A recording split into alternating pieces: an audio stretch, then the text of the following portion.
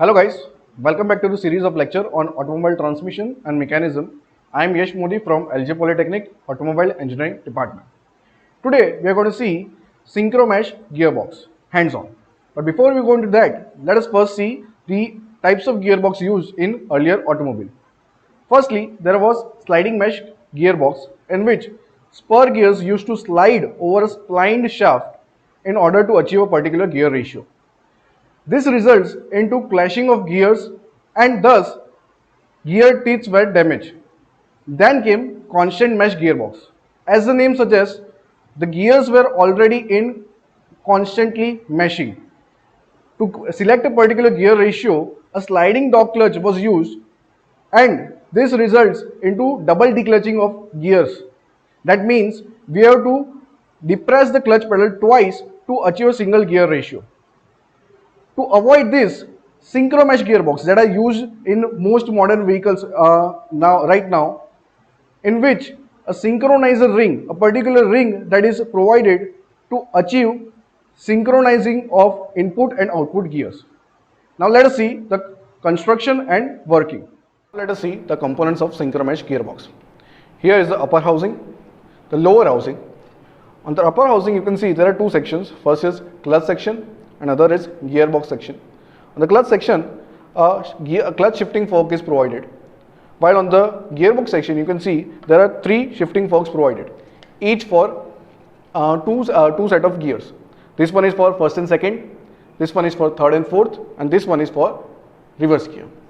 Also, you can see there are three rods here. These are called shifting rods. Each shifting rod is provided for individual shifting fork. On the other side, on the lower side, you can see this again is the clutch section and this is the gear section. The gear section is submerged in lubricating oil. This one is called counter shaft, also known as lay shaft, on which the gears are mounted. Next is the clutch shaft. The clutch shaft is splined on one end and is mounted on a bearing. The main shaft again is splined on this side, and here helical gears are provided. Helical gears are used in this type of gearbox because they are less noisy and they are quicker for shifting. Also, these are the gears. Here you can see there are synchronizer rings. These synchronizer rings are provided for easy shifting and quicker shifting. Also, this is the sleeve, on which on the lower side is the dog clutch and on the upper side these shifting forks are attached. Well, this is it for components. Now let us see the working of Synchromesh gearbox.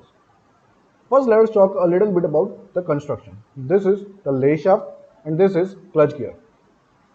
And this here is the main shaft and this is first gear, second gear, third gear, and this is the fourth gear or direct gear.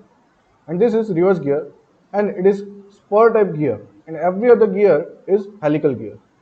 Here the reverse gear is engaged with the idler gear, and now let us engage first gear.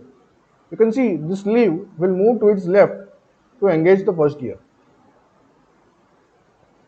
Utilizing a synchronized ring, it engages very smoothly. Now let us engage the second gear.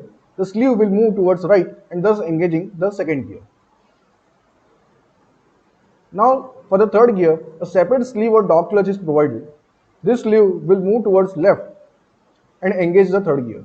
Notice the second sleeve will also move out and thus engaging third gear. And finally the fourth gear or the direct gear. As we move the stick, the sleeve will move towards right and thus engaging the final gear. Alright, that's the working of this Synchromesh gearbox.